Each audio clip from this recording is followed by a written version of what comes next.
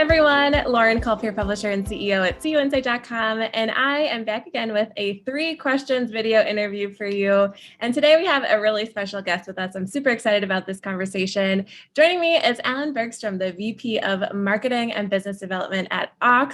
Alan, thanks so much for joining. Oh, I'm glad to be here. Thanks, Lauren.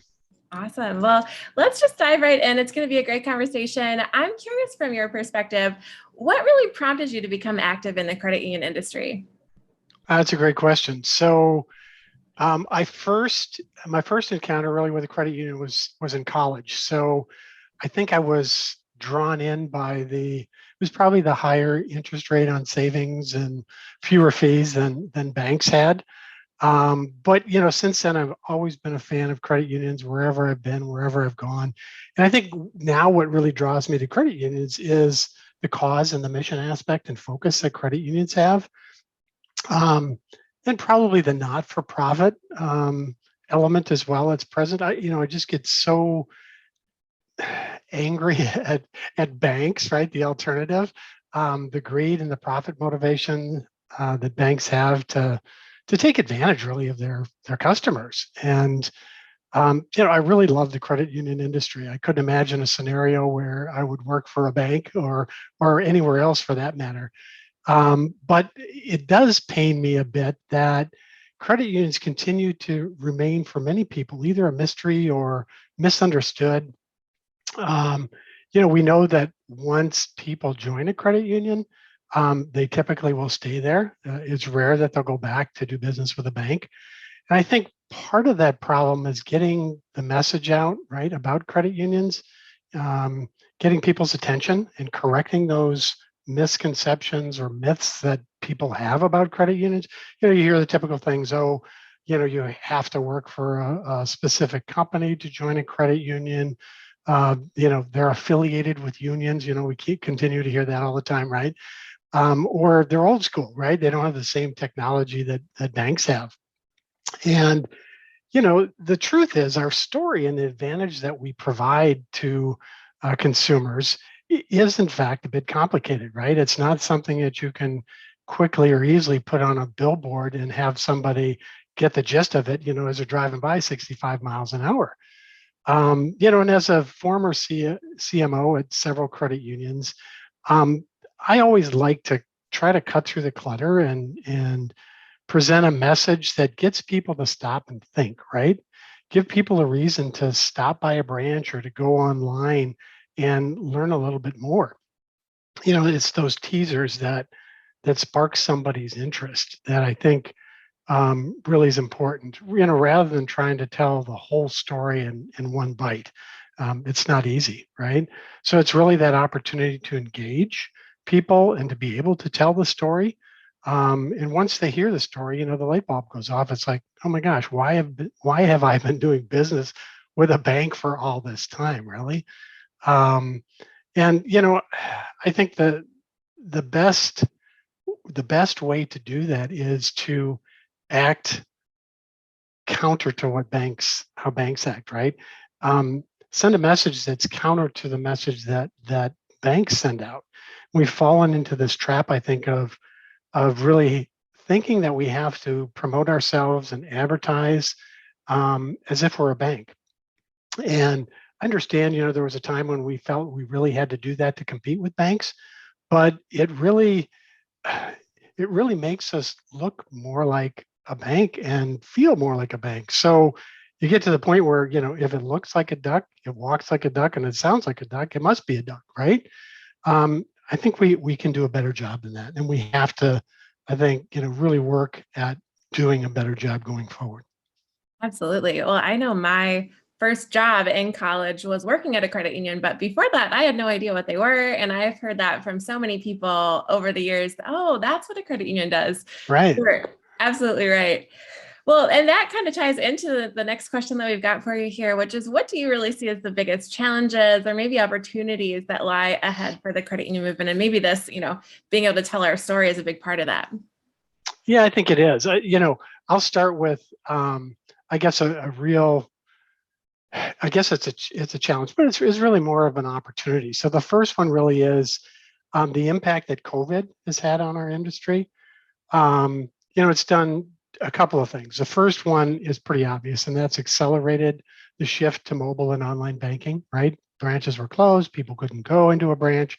So, that was really the only alternative. And that has kind of created the risk of turning what we do into a commodity, right? And making us, I mentioned falling into this trap of becoming more like a bank, right? Making us more like a bank. I mean, how many different flavors are there of transacting digitally, right? There aren't very many. It's a digital transaction. So then, it really becomes incumbent upon us to find ways to keep the credit union relevant and personal, I think. What becomes of our branches? What happens to that human interaction that we had that used to set us apart so much from banks, right? That's what people always talked about. My credit union is much more personal than a bank. I think we have to figure out, how do we make transactions more personal, right? Get back to that personal touch.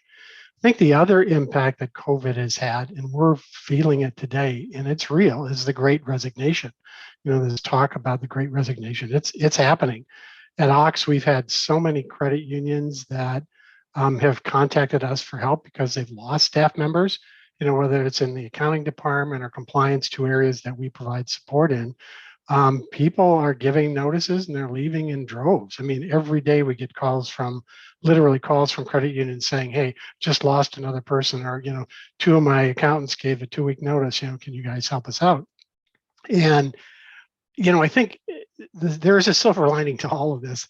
And I think that is that credit unions, because they have to reach out to somebody for support to outsource some of these back office functions, are finding that it might be even less expensive to do that, right? These aren't things that really define who a credit union is, right?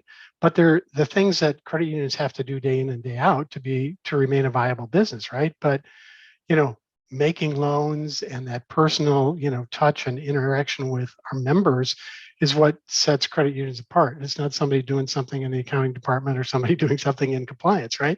Those things can in fact be outsourced. And that kind of leads into what I think is the second challenge that we face today. And that's, there's so many credit unions that feel the need to have to merge, right?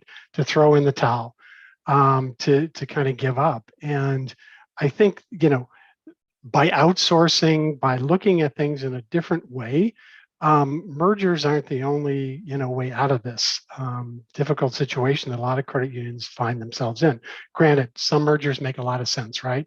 They're necessary. But, I think it was today we saw information from the NCUA that said we, for the first time in our history, have reached a level of the number of credit unions that's dipped below 5,000. So there are now less than 5,000 credit unions out there. And what does that mean? Well, it means credit unions are getting bigger and bigger, right? And they're getting fewer and fewer of them. And I think that's not necessarily a good thing for our movement, for our industry. My fear is that, at the end of the day, we'll end up with a handful of large mega credit unions, right? And then, you go back to the statement I made earlier, if it looks like a duck, we know the answer to that. It's easy to spot a duck. So that may be a disservice to our industry. We need to find ways to help smaller and medium-sized credit unions that appear to be struggling find ways out of that, right? And don't feel that merging is the only option. And I think the third challenge or opportunity is probably a better way to characterize it, is I think we've become too complacent as an industry. I think financial services industry in general has become a bit homogenized. Banks, credit unions, what's the real difference anymore, right?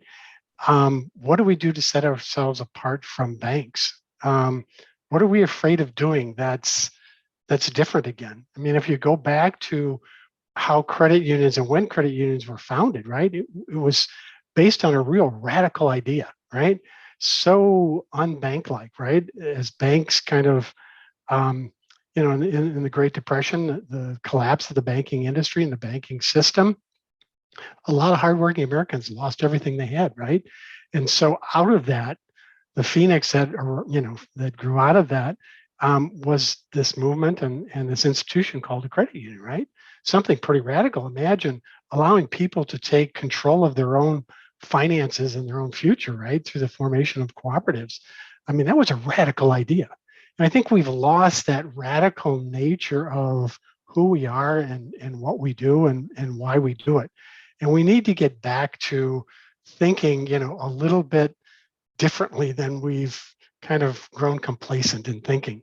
We're just, the industry is homogenized, and we need to find a way to set ourselves apart again in a radical way that makes us so different from every other financial institution, banks in particular.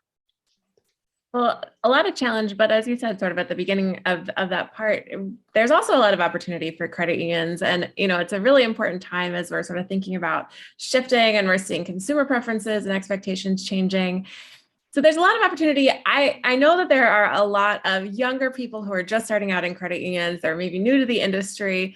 What advice would you have for someone who is new to the industry, or maybe a younger individual just starting out at a credit union? Yeah, that's a great question. I look at myself, and when I got active in the industry, I kind of got assimilated into the way things were, the way things operated. So my advice would be to really be proactive, to ask questions, right? Just because we've always done something a certain way doesn't mean it's the best way, or we should continue doing things that way. I wouldn't, blindly accept the status quo. So I think it's important to be bold and to be vocal. In this industry, we need new ideas, we need fresh ideas, we need new ways of thinking about how we help our members, right? And I don't think just being good enough is going to get us to where we need to be going forward, or allow us to survive as an industry and as a movement. And I guess the second aspect of that would be to take control of your career, right? And your career is in your own hands, but the opportunities are unlimited, right? So always be learning, always be advancing. Show your credit union leaders how passionate you are about what you do and how committed you are to the industry and to your members, because the opportunities really are endless. Incredible. Well, that is a perfect way to wrap up our conversation. Any final thoughts that you have for our audience today before we call it a day? Yeah, this is, we've built this thing, this movement over the last 90 years or so. And it's an incredible industry that we have. We offer consumers, American consumers, an alternative to banks. I like to describe the difference very simply. Banks are in the business of trying to find ways to keep as much of their customers' money as they can. Credit unions, on the other hand, 180 degrees off of that, are in the business of trying to help their members keep as much of their money as they can. And that's really, it's just such a heartwarming kind of an industry to be a part of. And I'm happy that I've been in the industry, had the opportunities I have, and I hope others reflect on that in the same kind of a way. I mean, this is just such a great industry that we work for, and we just need to keep it going. Absolutely. Well, what a perfect way to wrap up our conversation today. Alan, thank you so much for joining. It's been so great getting to connect with you. We will put your contact information and some more information on Aux in the post here so that anybody watching this video can get connected to you and your team as well. In the meantime, stay warm out there. I know it's a cold Wisconsin winter. It is. And we'll hopefully get to run into each other in person again soon. I'd love that. Thanks again, Lauren. Appreciate it. Thanks so much, Alan. Take care. All right. You too. Bye-bye.